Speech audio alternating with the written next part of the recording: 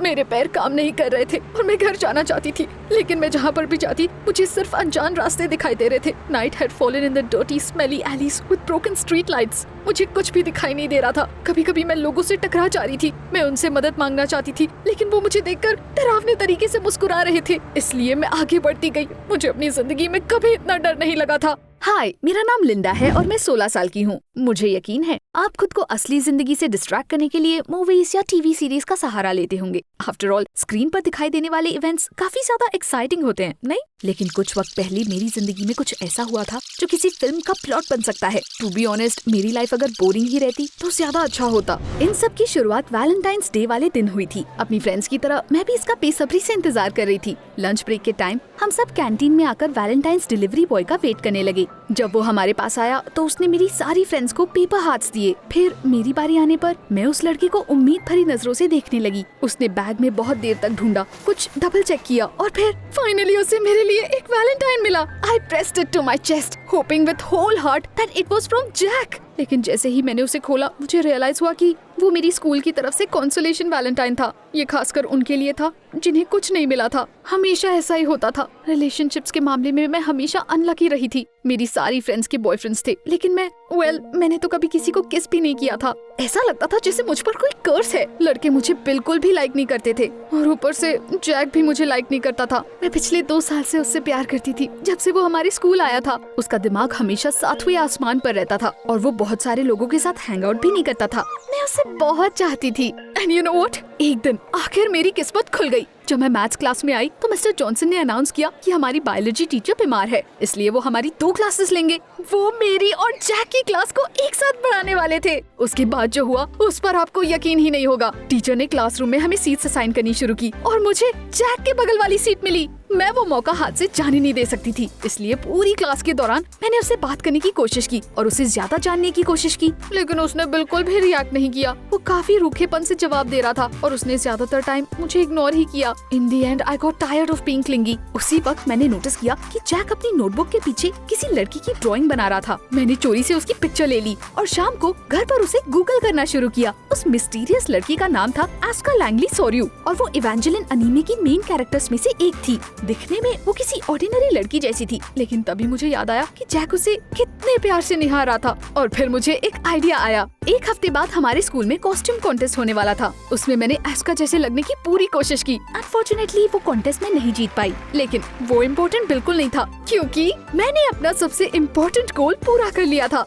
जैसे ही मैं स्टेज से नीचे उतरी, जैक तुरंत भागता हुआ मेरे पास आया। उसने मुझे देखकर स्माइल की और प्यार भरी नजरों से देखने लगा, लेकिन पता नहीं क्यों वो बार बार कह रहा था I finally found you। उस वक्त मुझे ये काफी स्ट्रेंज लगा। अगले दिन मैं ऑलमोस्ट भागते हुए स्कूल गई। मुझे उम्मीद थी कि जैक मुझसे वापस बात करेगा, लेकिन जब उसने मुझे पूरी तरह से इग्नोर कर दिया तो मुझे काफी हैरानी हुई। It was as if he had completely forgotten I existed। उस वक्त मुझे रियलाइज हुआ कि जैक का अटेंशन पाने का बस एक ही तरीका था, मैं एस्का जैसे दिखती रहूं। तो मैंने यही किया। अगले दिन मैं वापस रेड सूट में तैयार हो गई। इसकी वजह से मुझे ऑलमोस्ट हर एक टीचर से डांट सुननी पड़ी, but it was all worth it, क्योंकि उस दिन जैक ने मुझे स्कूल के बाद वॉक पर चलने के लिए इनवाइट किया। हम स्कूल के पास वाले पार्क में गए। हम जितनी देर तक चलते गए, मुझे अपने लिए उतना ही बुरा फील होता गया। जैक बहुत वियर्ड बिहेव कर रहा था। वो मुझे एस्का बुला रहा था और बस इवेंजेलिन की बातें किया जा रहा था। एंड देन उसने मुझे गले लगाना भी शुरू किया और हमारी एक साथ पिक्चर्स भी लेने की कोशिश की। मुझे बिल्कुल अच्छा नहीं लग रहा था, क्योंकि जैक को मुझ में यानी लिंडा में रत्ती भर का भी इंटरेस्ट नहीं था। All he cared about was that stupid Asuka he saw in me। बस इसलिए जैसे ही उसने मुझे किस करने की कोशिश की, मुझसे बर्दाश्त नहीं हुआ। मैंने उसे धक्का दिया और वहाँ से घर की ओर दौड़ पड़ी। मैं बहुत हर्ट थी और फूट फूट कर रोना चाहती थी। मैंने उस स्टूपिड कॉस्ट्यूम पर कितना टाइम बर्बाद किया था और आखिर मुझे क्या मिला? मेरी स्कूल बस छूट गई थी, इसीलिए मुझे रेगुलर बस लेनी पड़ी। लेकिन उस सूट पर पूरे हफ्ते काम करने की वजह से मैं काफी थक गई थी, इसलिए मुझे तुरंत नींद आ गई। When I woke up, I realized I had no idea where I was। वो बस मुझे बहुत दूर तक लेके चली गई थी। मेरा फोन डेड था, रात हो चुकी थी और तो और मैंने वो घटिया रेड सूट पहन रखी थी जिसमें नथिंग वाज हिडन। मुझे कुछ समझ नहीं आ रहा था कि मैं आगे क्या करूं। मैं बस आगे बढ़ती जा रही थी। मैं किसी से मदद मांगना चाहती थी, लेकिन वहाँ बस डरावने लोग दिखाई दे रहे थे और फिर कुछ आदमियों ने मुझे देखकर सीटियां मारी। मैं इतनी ज्यादा डर गई थी कि मैं फौरन वहाँ से भाग पड़ी। पता नहीं मेरी किस्मत को क्या मंजूर था। उसी वक्त बारिश भी शुरू शुरू हो गई। अंधेरे में मुझे कुछ दिखाई नहीं दे रहा था और मैं फिसलकर कीचड़ में गिर गई। मुझे ठंड लग रही थी और मैं काफी थकी हुई थी और मुझे डर भी लग रहा था।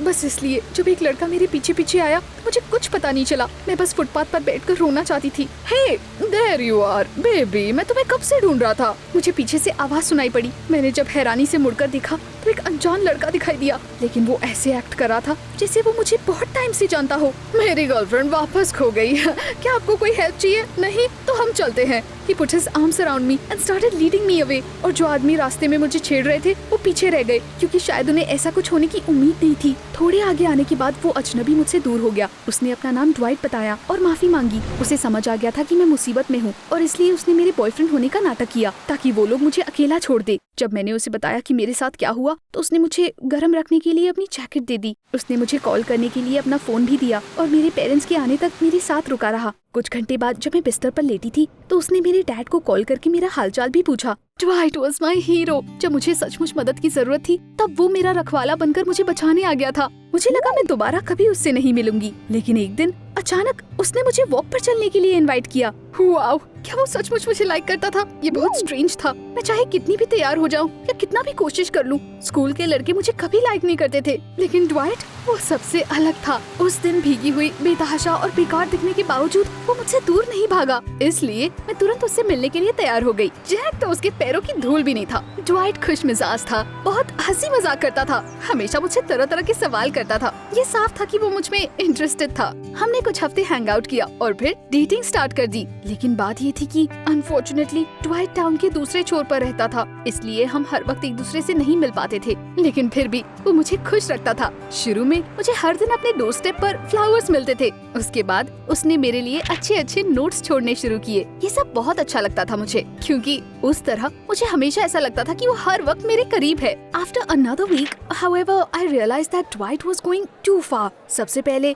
मुझे अपने स्कूल लॉकर में एक नोट मिला। उसने ये कब रखा होगा? क्या वो मेरा पीछा कर रहा था? फिर मुझे ऐसा लगने लगा कि स्कूल से घर जाते वक्त कोई मुझ पर नजर रख रहा है। A guy I couldn't see properly was hiding behind the trees and corners while closely following me। क्या ड्वाइट को ऐसा नहीं लगता कि वो कुछ ज्यादा कर रहा है? आखिर में मुझे समझ आ गया कि अब ऐसा और नहीं चल सकता। Of course, मैं एक केयरिंग बॉयफ्रेंड चाहती थी, लेकिन किसी की इतनी करीबी मुझे अनकंफर्टेबल फील करा रही थी। And frankly, I was a little scared।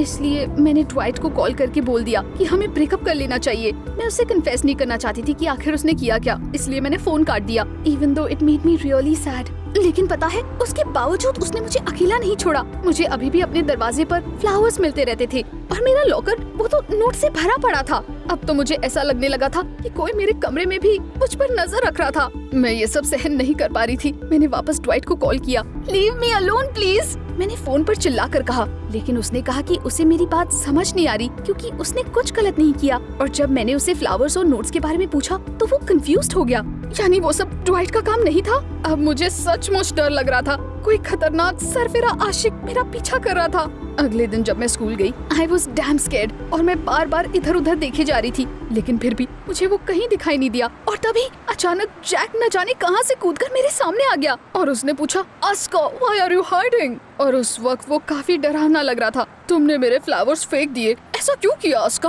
वो मेरे करीब आता जा रहा था। मैं बहुत डर गई। मैंने भागने की कोशिश की, लेकिन जैक ने जोर से मेरा हाथ पकड़ लिया। I don't even know how things would have ended if it hadn't been for Dwight। न जाने कहां से वो वहां आ गया और जैक को भगाकर एक बार फिर से उसने मुझे बचा लिया। वो वहां मुझसे बात करके सब कुछ फिगर आउट करने के लिए आया था और उसी वक्त उसने मुझे जैक के साथ देख लिया। ड्वाइट ने कहा कि मुझे इसके बारे में अपने पेरेंट्स से बात करनी चाहिए। मैंने यही किया और फिर उन्होंने तुरंत जैक के पेरेंट्स से बात की। हम मिले और मैं जितनी देर तक उनसे बात करती गई वो उतना ही परेशान होते गए। आखिर में जैक की मॉम ने कहा, oh no, he is at it again। उसके कुछ दिन बाद मैं कार से निकलकर ऊंची फेंस से घिरी एक उदास सी बिल्डिंग की तरफ जाने लगी। मैंने एस्का वाली कॉस्ट्यूम पहन रखी थी जिससे अब मैं बेहद नफरत करने लगी थी। I went up to the right floor, walked down a long corridor and finally entered the ward। Jack एक चेयर पर बैठा हुआ था और उसके चारों तरफ डॉक्टर्स खड़े थे। मुझे देखते ही उसका चेहरा खिल उठा। प्लीज टेक योर पिल्स, मैंने उससे कहा। उसने हामी में अपना सर हिलाया और वैसे ही किया जैसे मैंने उससे बोला था। One of the doctors noted approvingly to me. मुझे पता चला कि जैक थोड़ा अजीब था। एक दिन उसे रियलिटी और स्क्रीन पर होने वाली चीजों के बीच का डिफरेंस समझ आना बंद हो गया। डॉक्टर्स ने किसी तरह उसे ठीक किया। His family had moved but the illness had now returned. Jack इलाज नहीं करवाना चाहता था, लेकिन वो अपनी प्यारी एस्का की हर बात सुनता था, जिसे वो असली समझता था। इसलिए मैं डॉक्टर्स की हेल्प करने के लिए तैयार हो गई। टाइम पर मैं उसके पास जाकर उसे पिल्स लेने के लिए कन्विंस करती थी, लेकिन जैक को अपने सामने देखना मेरे लिए काफी मुश्किल था। आप में से कई लोग शायद ऐसे जीना चाहते होंगे जैसे कि आप किसी एनीमे या टीवी सीरीज में हैं, so that life would be strange, interesting and exciting। लेकिन आपको पता है, मैं अब वैसे ही जीती हूँ, लेकिन मुझे ये बिल्कुल भी पसंद नहीं है।